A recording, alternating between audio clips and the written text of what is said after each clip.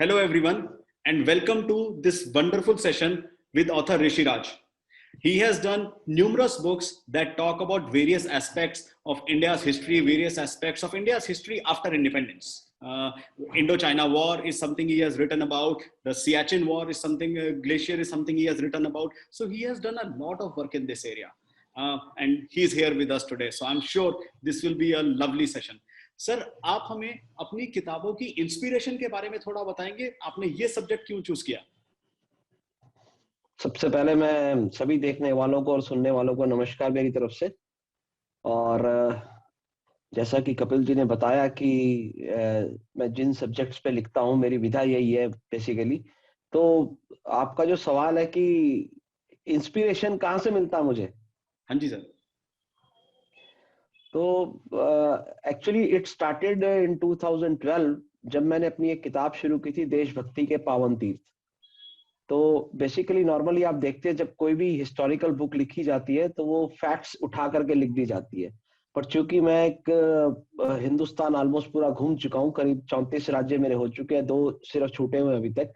तो मैं जगह जगह पर जाकर के मैंने उन स्थानों को ढूंढा और उन जाकर के उन फैमिली से बात की जिनके बच्चे, जिनके भाई शहीद हुए थे युद्धों में, जिन्होंने देश के लिए अपनी जान दी। तो फीलिंग इतनी स्ट्रांग थी तो मुझे लगा कि इस विधा पे काम करने की बहुत जरूरत है। और सबसे बड़ी बात है कि जो आज की युवा पीढ़ी है उसको ये सब बातें पास ऑन करना हमारा कर्तव्य है कि कैसे हमें आजादी मिली, किसने लड़ाई हमारे लिए लड़ी, किसने लड़ाई में हमारे लिए अपनी जान दी, क्यों दी, कैसे दी, किन परिस्थितियों में दी।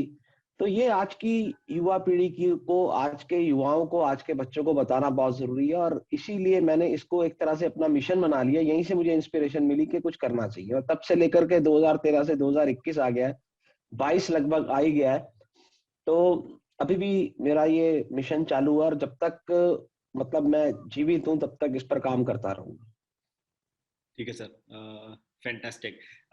Sir, 1962, the Indo-China War, which is what this book is about, उसके बारे में लोगों की बहुत मिक्स्ड फीलिंग्स हैं। आप उसके बारे में कुछ बोलना चाहेंगे? 1962 इंडो-चाइना वॉर आपके लिए कैसे एग्जिस्ट करती है? देखिए, मैं 1962 वॉर से रिलेटेड करीब करीब 10-12 प्लेसेस पे गया हूँ, और जिसमें जो सबसे प्रमुख स्थान थे, जैसे लद्दाख में चुशूल हो गया, पैंगोंग लेक का सदर्न किनारा हो गया जहां पर मेजर धन सिंह थापा तैनात थे, और चुशूल में जहां मेजर शैतान सिंह तैनात थे, और ऐसे ही अरुणाचल में जहां पर राइफलमैन जसवंत सिंह ने अकेले 300 आदमी मार दिए थे। और मेजर शैतान सिंह की जो टुकड़ी थी, 114 लोग थे उसके अंदर, 115 लोग थे, एक जीवित बचा था, 114 ने वहां डिसाइड कर लिया कि हम अपने प्राण दे देंगे लेकिन हम पोस्ट नहीं छोड़ेंगे। तो उन्होंने वहां पर करीब 1310 चाइनीज को मारा। मतलब हम लोगों को ये पता है कि हम युद्ध हार गए थे। 1962 का युद्ध देखा जाए तो हमारे युद्ध इतिहास का एक बहुत बड़ा काला अध्याय है, क्योंकि यही एकमात्र ऐसी लड़ाई है जो इंडिया ने हारी आज तक। मतलब अभी तक 47 की लड़ाई आप देख लीजिए, 65 की देख लीजिए, 71 देख लीजिए, कारगिल देख लीजिए, हमने किसी में भी दुश्मन को हावी नहीं होने दिया। और 62 की लड़ाई हम हारे जरूर, लेकिन हमारे सैनिकों का जज्बा नहीं हारा उसके अंदर। मतलब बहुत कम लोगों को पता होगा कि हमने, जैसे मेजर शैतान सिंह ने एक ही जगह पर 1310 चाइनीज को मारा, और चाइनीज इतने आहत हुए वहां पे, दे वर सो डिप्रेस्ड के किस तरह से इन्होंने, दे सैल्यूट मतलब major Shaitan Singh later on, कि किस तरह से उन्होंने इतने चाइनीज को मार दिया। इसी तरह जसवंत सिंह की स्टोरी है। तो चाइना वॉर बेसिकली एक बहुत बड़ा एग्जाम्पल है हमारे सैनिकों की शहादत का, जो स्टोरी बनी। मतलब उन्होंने जो कुर्बानियां दी और जिस साहस से वो लड़े, उनके पास जूते नहीं थे लड़ने के लिए, कैनवस के जूते थे, उनके पास जो बंदूकें थी वो बहुत पुरानी थी, वर्ल्ड वॉर 2 की बंदूकें थी, उनके पास ओढ़ने के लिए कंबल नहीं थे, लेकिन फिर भी उन्होंने हिम्मत नहीं हारी। There were some reasons, there were some political reasons behind it, के ठीक है वो लड़ाई हुई और हम हार गए। वो एक बहुत बड़ा हमारे दिल पर एक, आज भी एक दर्द है 1962 की लड़ाई का, लेकिन उसके लिए सैनिक जिम्मेदार नहीं है, हमारी सेना जिम्मेदार नहीं। तो सर, थोड़ा सा उसके बारे में बताइए, आपके हिसाब से वो वॉर इंडिया क्यों हारा, और क्या अलग से करते कि इंडिया वो वॉर नहीं हारता? देखिए, ये सब इस पर चर्चा करने से पहले मैं सुनने वालों को लेके चलता हूँ 1950 में। 1912 से 1950 तक जो था, तिब्बत बिल्कुल इंडिपेंडेंट था। तिब्बत को भी समझना बहुत जरूरी है चाइना के साथ, अगर हमें चीजों को समझना है तो। 1914 में ब्रिटिश गवर्नमेंट ने एक सेमिनार ऑर्गेनाइज किया था शिमला में, जिसपे उन्होंने तिब्बत गवर्नमेंट को और इंडियन गवर्नमेंट को बिठाया था। भारत की गवर्नमेंट उस समय जो ब्रिटिश रूल कर रहे थे ऑब्वियसली, वो लोग साथ में बैठे और एक मैकमोहन लाइन ड्रॉ की गई कि ये बॉर्डर है, this is between Tibet and China, Tibet and India sorry. तो उसमें चाइना को भी बताया गया कि ये मैकमोहन लाइन हमने ड्रॉ कर दी है, जो कि पूरी इंडिया और तिब्बत को डिवाइड करती है। तो इस मैकमोहन लाइन को उस समय तो चाइना ने कोई ऑब्जेक्शन किया नहीं, लेकिन बाद में क्या हुआ कि 1950 में जब 1950 आया, मतलब 1914 से 1950 तक सब कुछ बढ़िया तरीके से चलता रहा। 47 में भारत आजाद हो गया। 1950 में चाइना ने क्या किया, चाइना ने तिब्बत में अपना हमला कर दिया। They entered precisely, it was 7 अक्टूबर 1950 जब चाइना ने तिब्बत में एंटर किया। तिब्बत में जो उस समय गवर्नमेंट थी, और ये भी बहुत कम लोगों को मालूम होगा कि 8वीं शताब्दी में, 8th सेंचुरी में तिब्बत के जो रूलर्स थे उन्होंने चाइना को हराया था। मतलब आज को ये सोच भी नहीं सकता कभी सपने में भी कि तिब्बत जैसे देश ने कभी चाइना को हराया हो। तो Tibetans were so powerful at that time.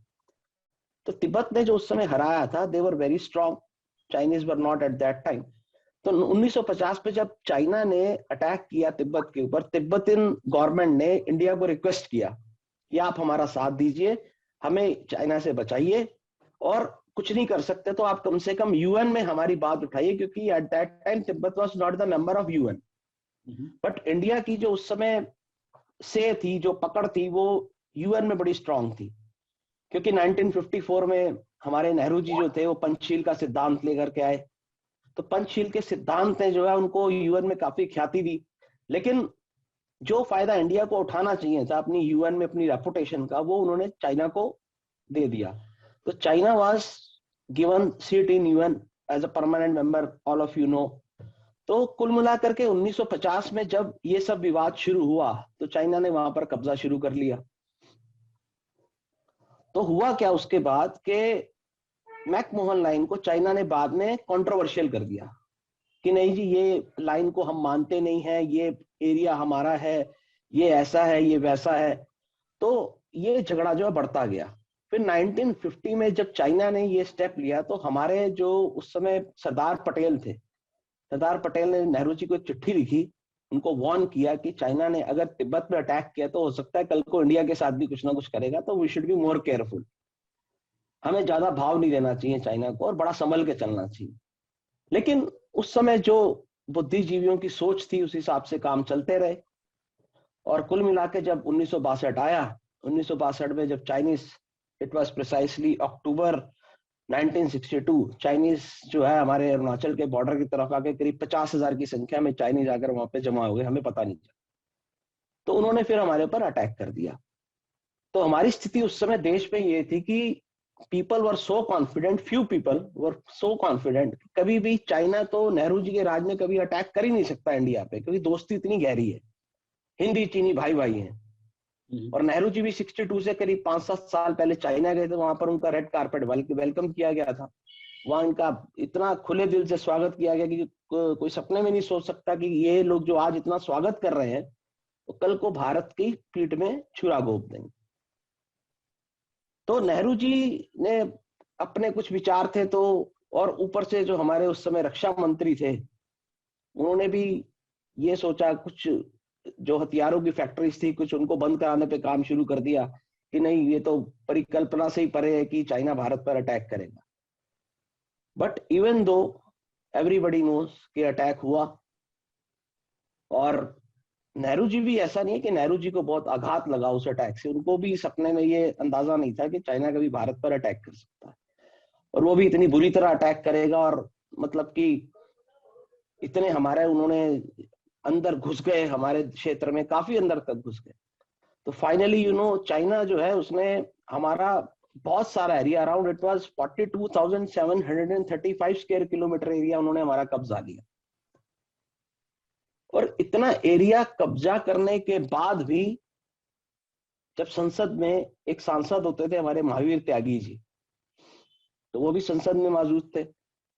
तो नेहरू जी ने अपनी बात को जस्टिफाई करने के लिए कहीं बोला कि अपने सर से टोपी उतारी, जो मैंने सुना हुआ है कि ऐसा हुआ था और संसद के रिकॉर्ड्स में भी ये बात अवेलेबल है। उन्होंने टोपी उतारी कि जो एरिया चाइना ने लिया वो बिल्कुल बंजर है, देखो मेरे सर की तरह, क्योंकि उनके सर पे बाल नहीं थे, जैसे मेरे तो फिर भी थोड़े बहुत हैं, लेकिन उनके तो बहुत ही कम थे। मतलब जिस तरह मेरा सर बंजर है उस तरह से जो इलाका लिया है वो चाइना ने, वो मतलब कि बंजर है। 42,735 आप सोचो, अगर आप कैलकुलेशन करने पे आओ तो दिल्ली जैसे 28 राज्य खड़े हो जाएंगे उसके अंदर। तो महावीर त्यागी एक बहुत ही इमिनेंट पार्लियामेंटेरियन थे, उन्होंने कहा कि साहब मेरे भी सर पे बाल नहीं है और ठीक है मेरा सर भी बंजर है, क्या इसका मतलब मैं काट दूं इसको? Is it useless?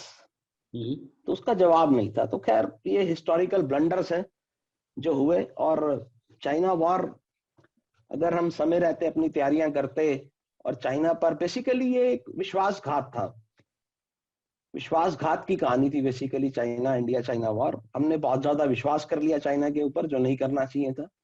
और आज भी वही स्टोरी चल रही है मोर और लेस। आप देख सकते हैं कि आज भी जहां हम चाइना पर विश्वास करते हैं वहीं हम मार खाने की स्थिति में आ जाते हैं। तो इसलिए अब हमने सोच लिया कि हमें विश्वास करना ही नहीं चाहिए। इनफैक्ट मैंने आज से कुछ महीना पहले एक सेशन किया था जिसका टाइटल मैंने रखा था the rise of Nazi China. I mean at least पर मी 1962 चाइना और आज के चाइना में बहुत ज्यादा फर्क है। और वो फर्क ये है, आज चाइना एक्चुअली सुप्रीम पावर है versus in 1960s, and something that everybody in the world should be afraid of, should be cautious about. And I actually, what I find really fascinating is if I actually look at the map, and if I don't consider Tibet as part of China and Xinjiang as Eastern Turkmenistan, then India doesn't have a border with China. We don't have any border locking with China. But of course, there is the question of Tibet and Xinjiang. Sir, आपकी इस book को promote करने के लिए आप क्या-क्या initiatives ले रहे हैं? और क्योंकि आप एक सीजन ऑथर हैं, आपने बहुत सारी किताबें लिखी हैं, हमारे बहुत सारे दर्शक न्यू ऑथर्स हैं, वो ये जानना चाहेंगे कि आप अपनी बुक को प्रमोट करने के लिए क्या-क्या इनिशिएटिव लेते हैं जो उनको मदद कर पाए। देखिए, सबसे पहले मैं आपकी बफर वाली बात का जवाब देता हूं। मेरे दिमाग में एक बात आ गई। जब ब्रिटिशर्स ने तिब्बत को एक स्टैंड अलोन कंट्री रखने का जो डिसीजन लिया था, वो इसीलिए लिया था कि इंडिया को एक बफर जोन क्रिएट हो जाए, डायरेक्ट चाइना से कभी कॉन्फ्लिक्ट ही ना हो। तो 1950 में जो चाइना ने कर दिया, वो बफर जोन खत्म कर दिया। तो इट वाज, मतलब indirectly it was a big threat to us, तो विच क्रिएटेड बाय चाइना। तो ये मेरा उस पर जवाब हो गया। और जो नए ऑथर्स हैं उनको मैं बताता हूँ कि बुक, मैं भी बहुत ज्यादा पुराना नहीं हूँ, लेकिन ठीक है, पिछले अब 9 सालों से किताबें लिख रहा हूँ। तो बुक्स को प्रमोट करने के लिए आजकल सबसे बढ़िया तरीका है कि आप, जो लोग आपकी विधा को पसंद करते हैं, the way you right, the subject you on which you right, तो उन लोगों को आप एक तरह से फाइंड आउट करने का प्रयास करिए। अपना फेसबुक पेज बनाइए, अपना एक बढ़िया सा यूट्यूब चैनल बनाइए, जहां पर आप जो लिखते हैं अपनी बात को हर तरह से, मेरे हिसाब से we should be open in every stream. आज का जो युग है सोशल मीडिया का युग है, आप ट्विटर पे भी होने चाहिए, आप ट्विटर पे प्रमोट करिए। आप इस तरह से, जैसे आपसे टॉक करें, it's a kind of book promotion. आप मेरा एक तरह से प्रमोशन कर रहे हैं कि मैं क्या लिखता हूँ और किस तरह से करता हूँ। तो इस तरह की बातों से भी बहुत ज्ञान मिलता है और चीजें आगे खुलती हैं। तो सेमिनार से अटेंड करिए। और अगर आप बहुत ही स्टार्टिंग में हैं तो अपना फेसबुक पेज अपने दोस्तों के साथ साझा करिए, अपनी किताब के बारे में ज्यादा से ज्यादा लिखिए।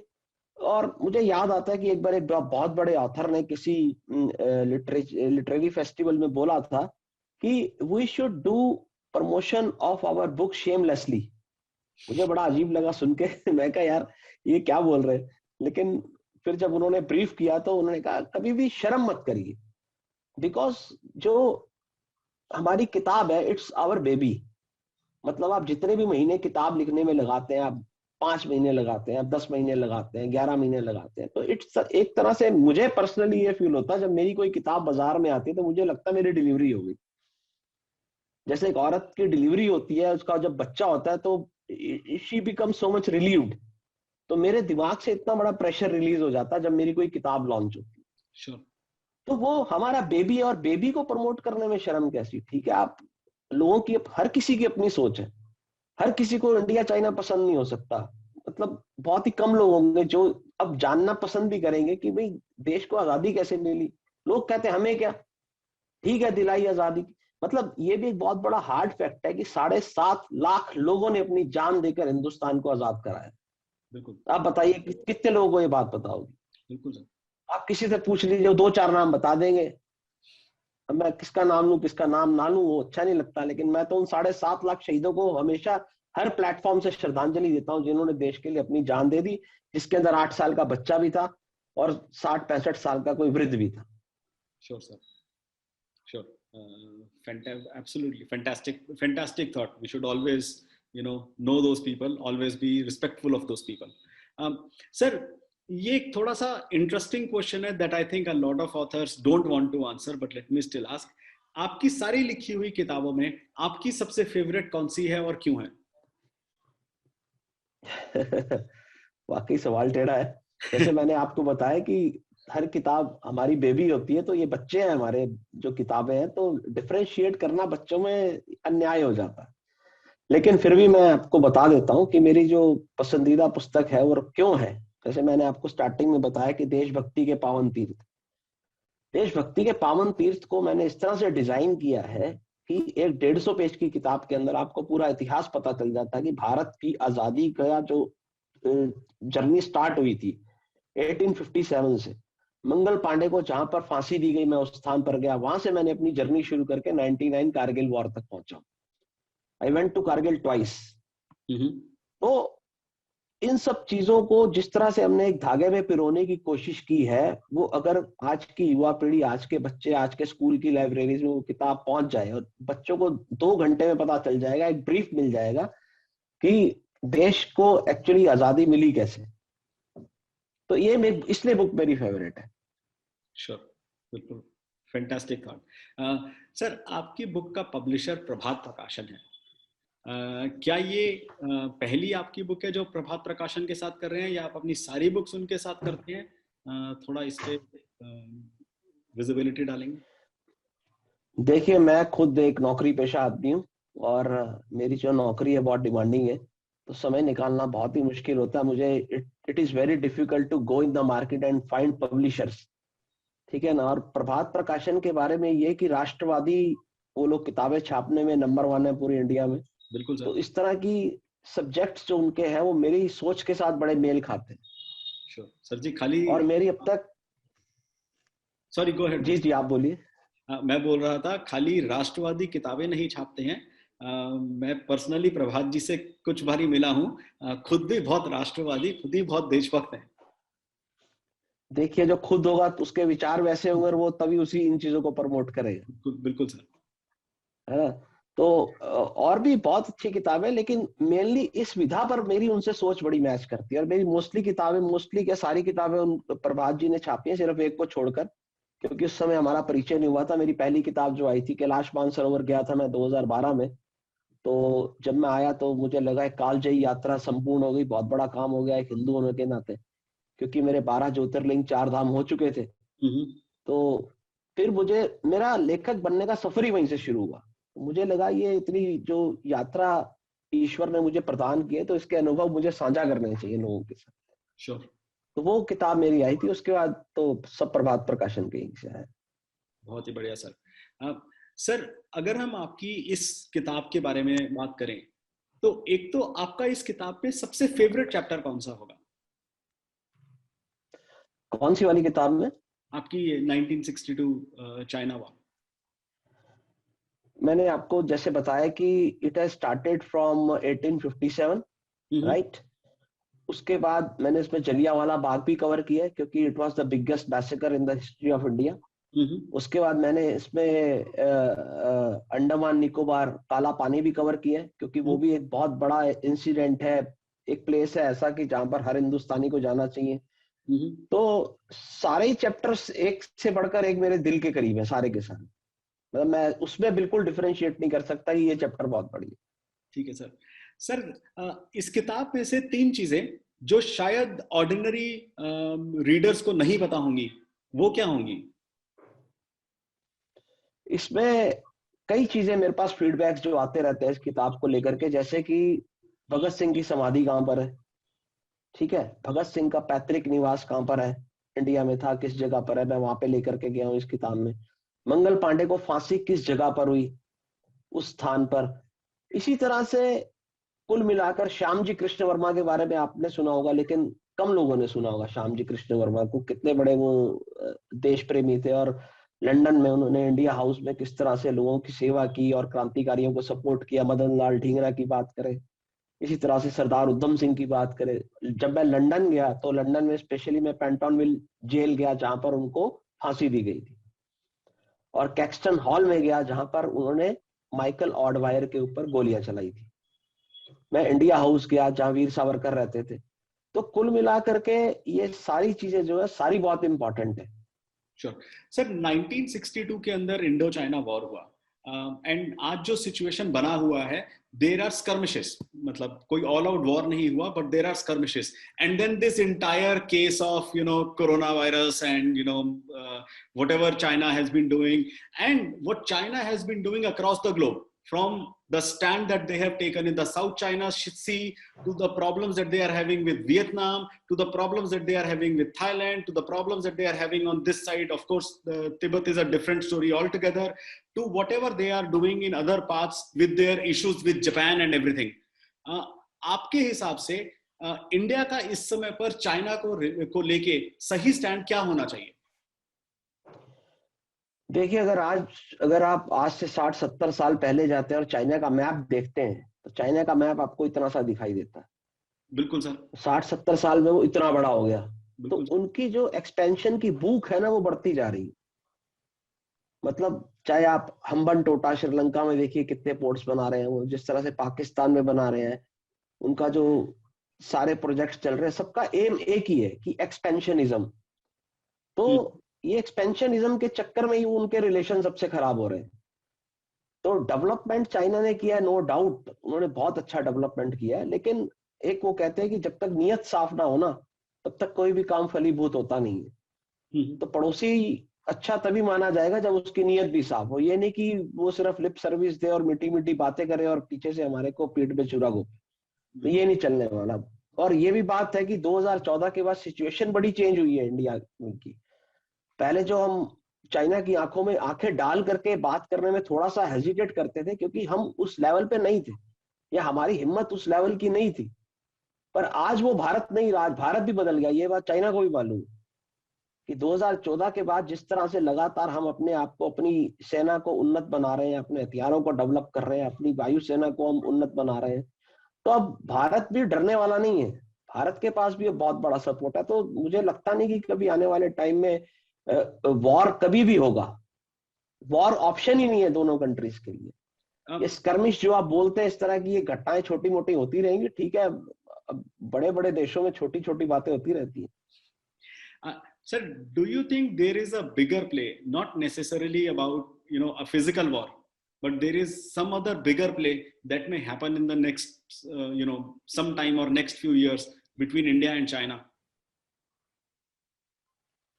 देखिए, ईश्वर करे ना ही हो, क्योंकि जिस तरह से अभी आपने कोविड देख रहे हैं कि पूरी दुनिया फंसी हुई है कोविड में।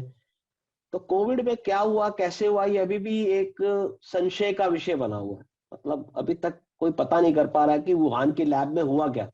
बिल्कुल सर।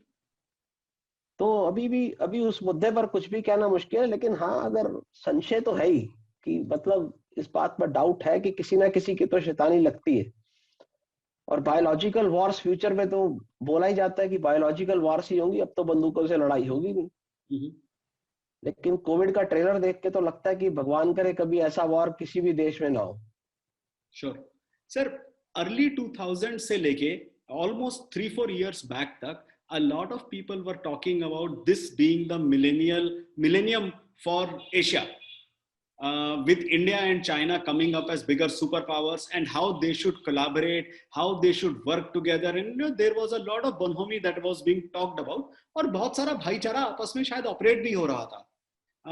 आपके विचार में भारत और चीन, क्या ये दोस्त हैं, क्या ये दुश्मन हैं, क्या इन्हें एक दूसरे के साथ काम करना चाहिए, इवन इफ नॉट फ्रेंड्स और नॉट एनिमीज? आपके हिसाब से क्या, what should be the exact dynamics of the relationship? देखिए, भारत का इतिहास रहा है कि भारत ने कभी भी किसी के ऊपर पहले अटैक नहीं किया, और ना कोई ऐसी करने की मुझे लगता है हमारी कोई मंशा है अभी भी, जो चीजें सामने है। जहां तक दोस्ती की बात है, भारत ने हमेशा खुली बाहों से उन लोगों का स्वागत किया जिन्होंने अच्छी नीयत के साथ, अच्छी चीजों के साथ, अच्छी मतलब भावनाओं के साथ दोस्ती करने की कोशिश की है। आपको याद होगा 2014 में जब प्रधानमंत्री मोदी जी बने और वो लाहौर अचानक से पहुंच गए थे, तो कहीं ना कहीं उनके भी दिमाग में ये बात थी कि दुश्मनी सदा नहीं चल सकती, इंसानियत की प्रोग्रेस के लिए दुश्मनी चलनी भी नहीं चाहिए। मैं भी इस फेवर में नहीं हूं कि हमें चाइना के साथ दुश्मनी करनी चाहिए, नो। बिल्कुल। आज की डेट में नाम दोस्त है, नाम दुश्मन है।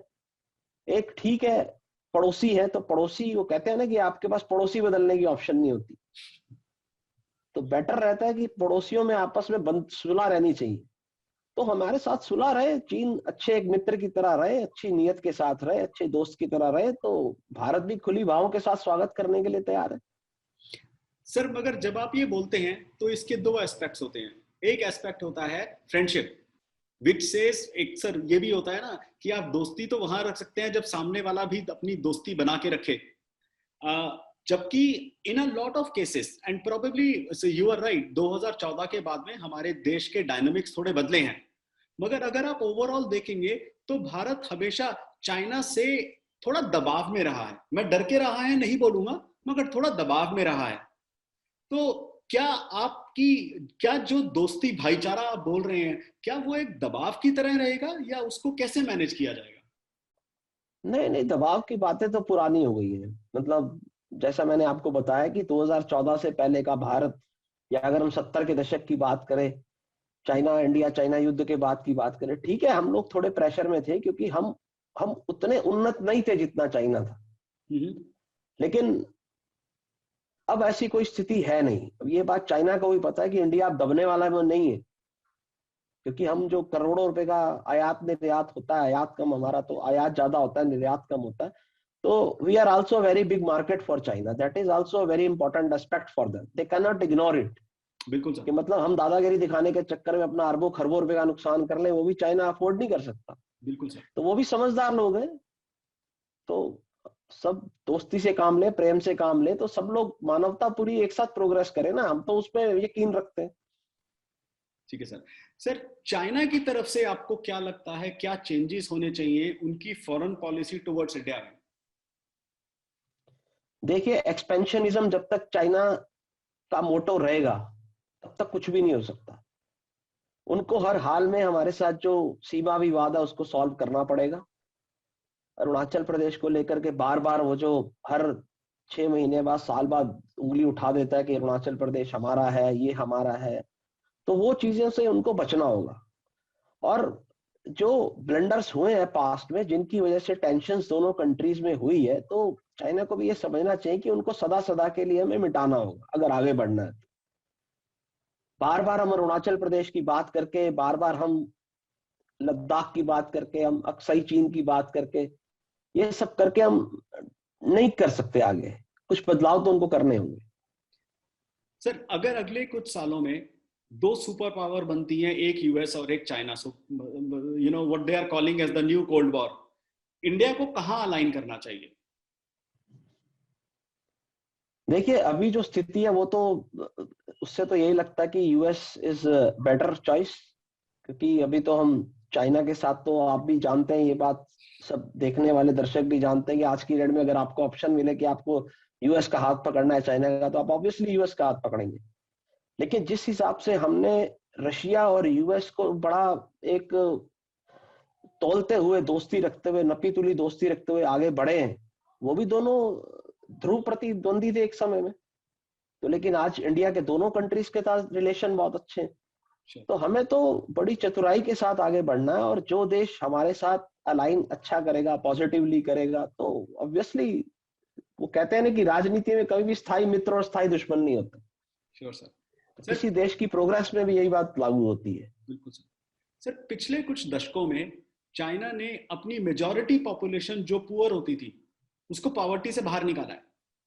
We may like them or dislike them, we may respect them or not disrespect them, we may think communism is good or bad, but एक रियलिटी है कि चाइना ने पिछले कुछ दशकों में एक बहुत बड़ी पॉपुलेशन को पॉवर्टी से बाहर निकाला है, जबकि हमारे लिए, हमारे देश के लिए वो आज भी एक चैलेंज बन के रहा है.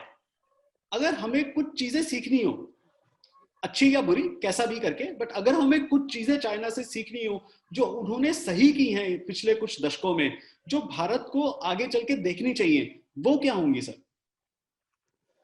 देखिए, चाइना का सक्सेस मॉडल अगर आप देखें, उनका एक ही सक्सेस मॉडल है, डेवलपमेंट, डेवलपमेंट और डेवलपमेंट. आज पूरे वर्ल्ड का सबसे बड़ा बुलेट ट्रेन का नेटवर्क चाइना में है. बिल्कुल सर. सबसे ज्यादा बिल्डिंग्स बड़ी बड़ी चाइना में है. तो उन्होंने डेवलपमेंट किया और हमारा देश भी इसी चीज को रेप्लिकेट करने की कोशिश कर रहा है, अगर आप देखें, क्योंकि पॉवर्टी दूर करने का यही एक फॉर्मूला है. आप जब तक प्रगति नहीं कराएंगे, जब तक आप डेवलपमेंट नहीं करेंगे देश के अंदर, तब तक कुछ नहीं हो सकता. आज हमारे इतने बड़े बड़े हाईवेज बन रहे हैं, इतनी अच्छी एवरेज जो हमारे नेशनल हाईवेज की आ रही है, हमारी भी यहाँ भी बुलेट ट्रेन आ रही है. ठीक है, थोड़ा समय लग रहा है, लेकिन ऐसा नहीं है कि मतलब बिल्कुल नहीं होगा, होगा. तो डेवलपमेंट इज द की. तो जब डेवलपमेंट हम आज से 10-20 साल बाद देखेंगे, जब हमारे बहुत सारी प्रोजेक्ट सामने आ चुके होंगे और जो ऑलरेडी आने शुरू हो गए, तो पॉवर्टी इरेडिकेट हमारे यहाँ भी हो जाएगी. Sure sir. सर, जब कोरोना वायरस आया था और जब इंडिया कोरोना वायरस से एक तरह से उभर रहा था, तो उस समय पर some people were calling it like the FDR movement for prime minister Modi ji, to invest a lot in infrastructure, to invest a lot in everything and stop a lot of subsidies and stop a lot of benefits that were going out. आपका उसके बारे में कोई टिप्पणी sir? देखिए, मैं direct रूप से सरकार के ऊपर कोई टिप्पणी कर नहीं सकता, क्योंकि मैं राजनीतिक विशेषज्ञ नहीं हूँ. बिल्कुल सर. मैं तो एक सीधा सा ऑथर हूँ. ठीक है. तो लेकिन ठीक है, अब हर किसी की अपनी सोच है, लेकिन जहां तक लगता है देश का प्रोग्रेस का मॉडल देख करके डेवलपमेंट तो हो रहा है, इसमें कोई दो राय नहीं. बिल्कुल सर. सर, हमारे ऑथर्स के लिए, हमारे व्यूअर्स के लिए, हमारे रीडर्स के लिए जो ये देख रहे होंगे, आपका कोई आखिरी message, something that you want to leave them with, something that you think will be valuable for them? देखिए, मैं अपनी हर किताब के माध्यम से मैसेज देता हूं कि एक तो शहीदों की स्मृति को जीवित रखिए, उनके बारे में खुद भी जानिए, अपने बच्चों को भी बताइए. ये हमारा कर्तव्य है. हम कोई एहसान नहीं कर रहे हैं अगर अपने बच्चे को बता रहे हैं कि कारगिल वॉर में विजयंत थापर शहीद हुए थे, या अगर हम बात करें कैप्टन विक्रम बत्रा शहीद हुए थे, वो हमारे लिए शहीद हुए थे, वो उनकी पर्सनल चॉइस नहीं थी. तो दिस इज आवर ड्यूटी कि आज अगर हम एक इंडिपेंडेंट हवा में सांस ले रहे हैं, तो उनके बलिदान की वजह से ले रहे हैं. हमें उन्हें, उनके बलिदान को, उनकी गाथा को पास ऑन करना है. पहला मैसेज ये है. दूसरा मैसेज ये है कि अगर आपके मोहल्ले में, आपकी कॉलोनी में, आपके एरिया में कोई भी शहीदों का परिवार रहता है, जैसे किसी का बेटा शहीद हुआ, किसी का भाई शहीद हुआ, आप साल में एक बार जाकर उनसे मिलिए जरूर. उनको बताइए कि हमें गर्व है आपके बेटे ने जो देश के लिए जान दी, हमें उन पर गर्व है, हम उनको अपनी श्रद्धांजलि देते हैं. मतलब नॉर्मली कई बार क्या होता है, हमारे मोहल्ले में कोई शहीदों का परिवार रह रहा होता, हमें पता नहीं होता, हालांकि उनके नाम पे कोई सड़क भी होती है, लेकिन लोग इतना ज्यादा परवाह नहीं करते. हमें परवाह करनी चाहिए. बिल्कुल. ये मेरा बस मैसेज है सभी के लिए. बिल्कुल सर. एंड आजादी का 75वां वर्ष चल रहा है, तो ये वैसे भी एक माहौल इस समय बना हुआ है, तो यही एक बहुत बढ़िया मौका है कि हम इन शहीदों की गाथाओं को जन जन तक पहुंचाएं और इन बातों को उनको बताएं. बिल्कुल sir. And on that note itself also लोग उन चीजों को अपनी जिंदगी में अपने लिए, देश के लिए निभाने की, सॉल्व करने की या लाने की कोशिश भी करें. On that happy thought, sir, on that brilliant thought, thank you so much for being here. Thank you so much for this session. Wish you all the best with this book, the next book, and we hope, we sincerely wish that you continue writing, that you continue to enlighten us with the history of India, with the good things that India has done, with the lessons that we all should learn from them. Thank you so much. मैं आपका आभार व्यक्त करता हूं कि आपने मुझे यहाँ बुलाया, मुझे मेरी बात कहने का अवसर दिया, और इतने सारे जो आज श्रोताओं से बात करने का अवसर मिला, उसके लिए बहुत बहुत धन्यवाद।